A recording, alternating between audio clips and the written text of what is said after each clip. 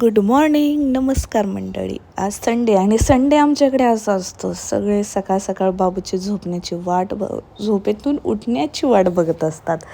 So बाबू उठला की यांचं असं चालू होतं टी व्ही बघायचं. मग मी तोपर्यंत माझी कामं आवरत घेते. बाबू ही सगळी टी व्ही बघत तोपर्यंत मी फ्रेश होऊन पटापट जेवणाच्या तयारीला लागले. आमचा आज पण सिम्पलसा मेनू. डाळ म्हणजे तिखटवाली डाळ होती, भात आणि चपाती, बस एवढाच काय तो मेनू.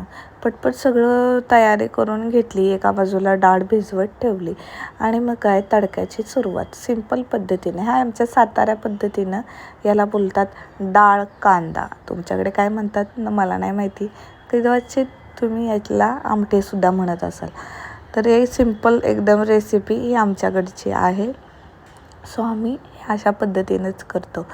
चटणी, मीठ, हळद, आलं लसणाची खोबऱ्याची पेस्ट, त्याच्यानंतर जिरं मोहरी, कढीपत्ता हे सगळं टाकून फ्राय करून घ्यायचं नॉर्मलसं. आणि त्याच्यामध्ये तुरीची डाळ भिजत टाकलेली असते थोड्या वेळेसाठी, ती टाकून घ्यायची. त्याच्यानंतर सगळे मसाले वगैरे काय तुम्हाला टाकायचे असतील तर टाकू शकता. मी आत मसाले काही नाही टाकला, फक्त आमचा सातारचा मसाला टाकलेला आहे, जो चटणी आपली. ते सगळं टाकून घ्यायचं, कूट घ्यायचा टाकून आणि मस्तपैकी कुकर लावून दिला. आणि त्याच्यानंतर चपाती बनवायची तयारी. लवकर आवरत होते, कारण मला दुकानात पण जायचं होतं. बरीचशी कामं माझी खूप सारी दुकानातली पेंडिंग आहेत, ती आवरायची आहेत मला. त्याच्यासाठी मला लवकर आवरायचं होतं. असे माझी पद्धत आहे चपात्या बनवायची. तुमची कशी आहे कमेंट करून नक्की सांगा. मी सगळे एकसाथ करून घेते आणि मग चपात्या भाजत बसते किंवा असं लाटत बसते, कारण की वेळ वाचतो आणि गॅससुद्धा सगळ्यात महत्त्वाचं, गॅसची बचत होते. त्याच्यामुळे ही माझी एकदम निंजा टेक्निक आहे. सो या पद्धतीनं माझा स्वयंपाक काहीसा एक अर्ध्या तासाच्या आतमध्ये होऊन जातो, कारण सगळं व्यवस्थित प्रॉपर तयारी केल्यानंतर.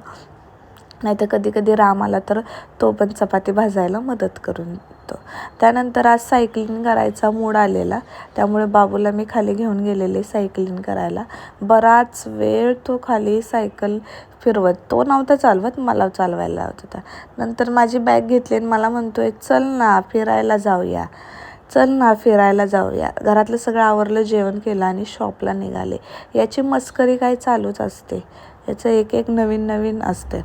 त्याच्यानंतर शॉपमध्ये बरेचसे कामं होती. प्रत्येकजण आपापली कामं करत होता. विसेल पार्सल टाकत होता. त्याच्यानंतर बाबूला घ्यायला त्याचे मामा आले होते.